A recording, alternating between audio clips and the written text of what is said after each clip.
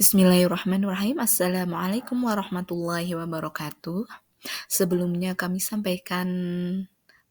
ucapkan terima kasih kepada Bapak dosen Heru Prayogo selaku pengampu pada mata kuliah Cirebon Studies. Perkenalkanlah, saya Wahyuni Azulfa dari kelas B23. Di sini saya akan mempresentasikan hasil makalah yang telah saya buat tentang sistem kesenian di Cirebon. Nah, hal-hal yang melatar belakangi pada sistem kesenian di Cirebon antara lain adalah kesenian dan kebudayaan yang berkembang di sepanjang Pulau Jawa sangat beraneka ragam jenis dan bentuknya, terutama di Jawa Barat, baik dari segi tari, seni rupa, seni musik maupun kesenian lain. Keberadaannya dipengaruhi adat istiadat serta identitas yang melatar belakangi terciptanya kesenian tersebut.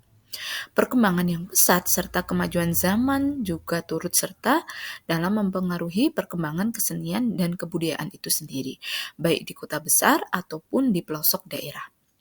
Cirebon sebagai salah satu daerah di Jawa Barat yang memiliki beraneka ragam budaya, adat, suku, dan ras yang hidup berdampingan satu sama lain.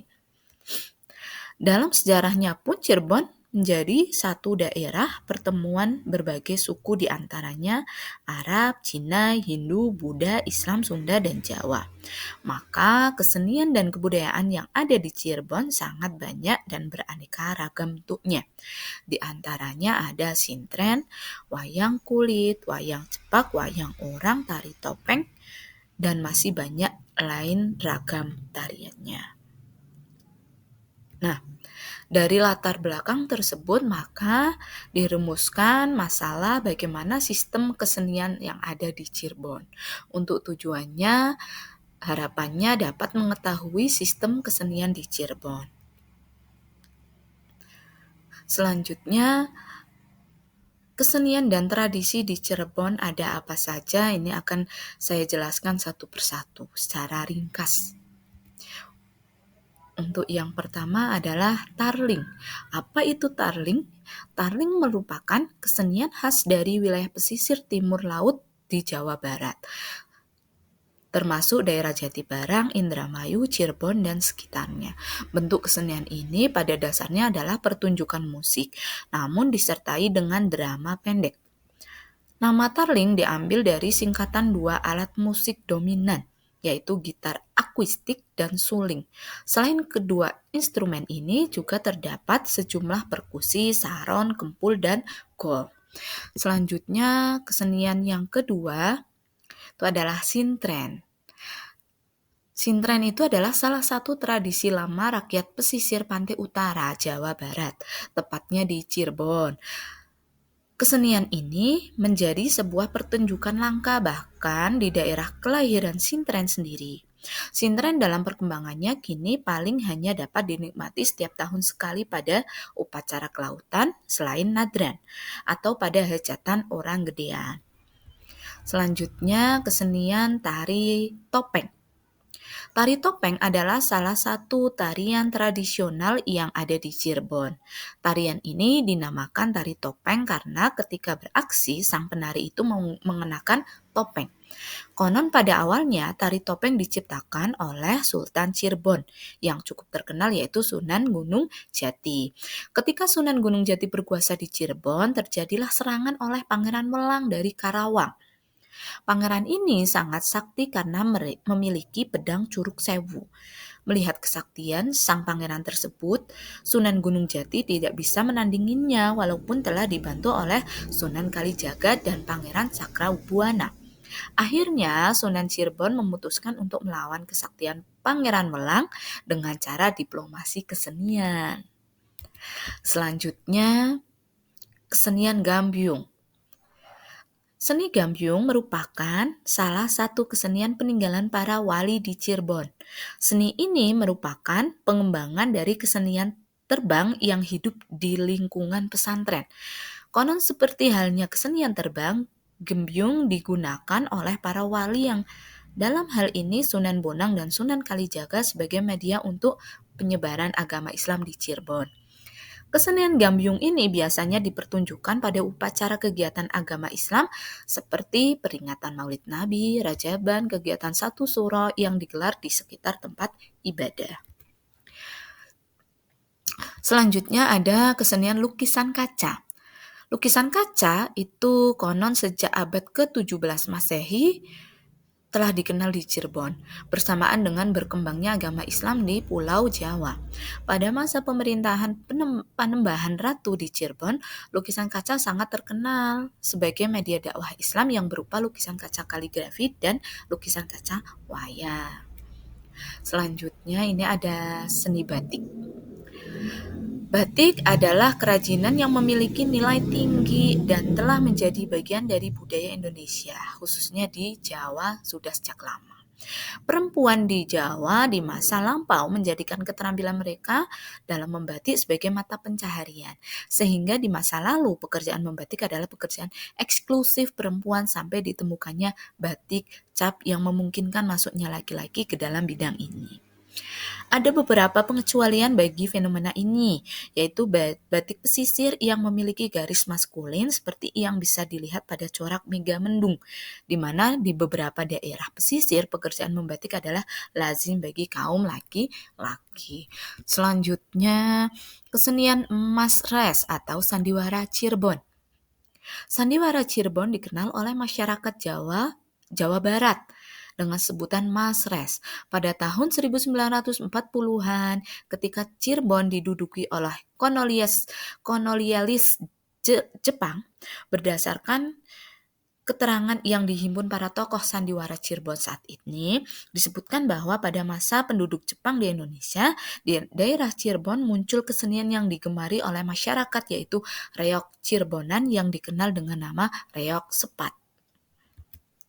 Selanjutnya, kesenian angklung bungko.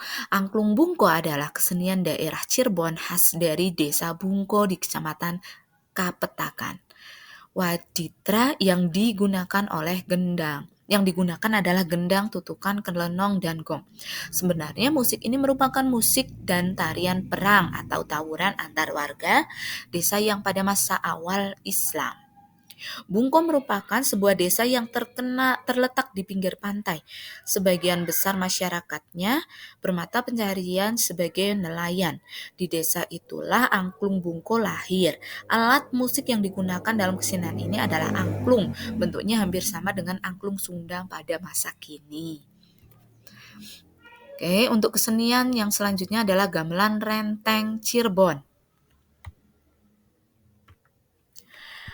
Alat musik gamelan atau reok renteng berkembang di beberapa daerah di Provinsi Jawa Barat. Sama halnya dengan gamelan lain, gamelan ini biasanya dimainkan dengan perangkat alat musik lainnya seperti kenong, demung, saron, gong, dan beduk. Hal yang paling khas dari jenis gamelan ini adalah penyusunan atau peletakan yang secara berjejer atau berderet. Gamelan ini sering dianggap berusia tua, tapi dengan lagu yang begitu hidup dan tidak terlalu formal.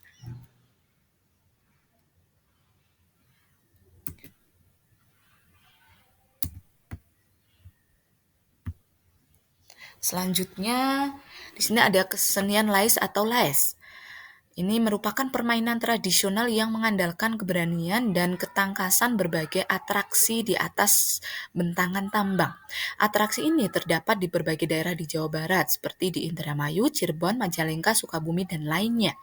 Di Cirebon dan sekitarnya, atraksi lais biasanya merupakan salah satu bagian dari pertunjukan genjring akrobat. Pemain lais adalah orang yang tidak takut pada ketinggian.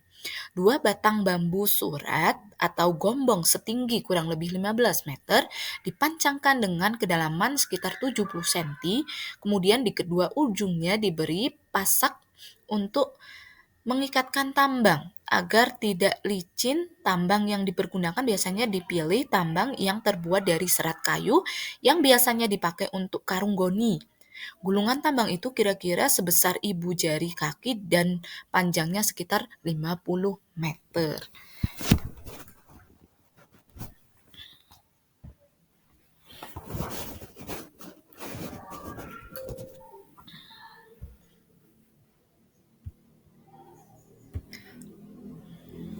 Nah, selanjutnya ini sudah sampai di simpulan dari makalah yang telah saya buat ini. Disimpulkan beberapa kesimpulan, yaitu kesenian di Cirebon sangat bervariasi, baik dari segi seni tari, seni rupa, seni musik, maupun kesenian lain. Namun, secara umum kesenian tersebut mencerminkan kekayaan budaya Indonesia, menampilkan warisan tradisional yang kaya dengan nilai sejarah, seni, dan identitas lokal. Berikut beberapa simpulan. Yang pertama, keanekaragaman budaya. Contoh nyata dari keanekaragaman budaya Indonesia, setiap kesenian mencerminkan kekayaan warisan lokal dan tradisi masyarakat tempat tarian itu berasal. Kemudian yang kedua, ekspresi seni tradisional. Kesenian ini merupakan bentuk ekspresi seni tradisional yang telah bertahan selama berabad-abad. Dan yang terakhir, pentingnya warisan budaya.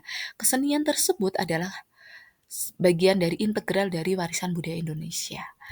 Nah, sekian pemaparan dari saya. Apabila masih banyak kekurangan, saya sampaikan mohon maaf yang sebesar-besarnya. Terima kasih sekali lagi kami ucapkan kepada Bapak dosen Bapak Heru Prayogo, yang telah memberikan kesempatan untuk saya pribadi untuk berproses. Ya, sekian. Wassalamualaikum warahmatullahi wabarakatuh.